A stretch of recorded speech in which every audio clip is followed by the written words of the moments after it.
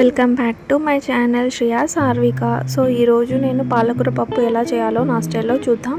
So ఇప్పుడు మనకు కావాల్సిన ఇంగ్రీడియంట్స్ కందిపప్పు, పాలకూర మనము ప్రెషర్ కుక్కర్లో వేసుకుంటాము. సో ఇందులో పప్పు అనేది మంచిగా మెదుగుతుంది. సో తొందర కూడా అయిపోతుంది. సో ఇది లంచ్ బాక్స్ రెసిపీకి కూడా బాగుంటుంది. ఇప్పుడు స్కూల్ స్టార్ట్ అయినాయి కాబట్టి ఇది తొందరగా అయిపోతుంది కూడా. సో ఈ స్టైల్లో చేయండి, చాలా బాగుంటుంది రెసిపీ, టేస్ట్ బాగుంటుంది. సో పాలకూర పప్పుని వాటర్ వేసేసుకొని కొద్దిసేపు ఒక 4-5 విజిల్స్ వచ్చేదాకా మంచిగా కుక్కర్లో పెట్టుకోవాలి. సో కుక్కర్ మూత తీసినాక కొంచెం సేపు మంచిగా ఉడకనియాలి. కొంచెం పసుపు వేసుకొని నేను చూపించిన విధంగా మంచిగా ఉడికించుకోవాలి. మంచిగా మెత్తగా మెదిగితే టేస్ట్ అనేది బాగుంటుంది.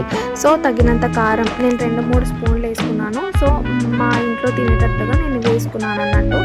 సో కొంచెం కారం తక్కువనే తింటాము. సో మీకు ఎంత సరిపడా తింటారో దాన్ని మట్టుకు మీరు వేసుకోండి.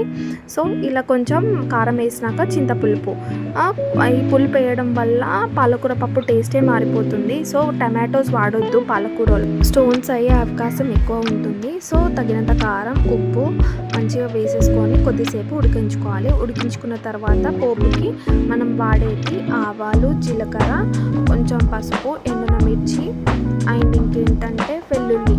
సో ఇవి మెయిన్ ఇంగ్రీడియంట్స్. సో నేను ఇక్కడ చూపించిన విధంగా మీరు వేసేసుకోండి. టేస్ట్ అనేది చాలా పర్ఫెక్ట్గా ఉంటుంది. టేస్ట్ కూడా అద్భుతంగా ఉంటుంది. సో నా స్టైల్లో ట్రై చేసి చూడండి. సో కామెంట్ కూడా చేయండి. Please like, share and subscribe to my channel. Thank you.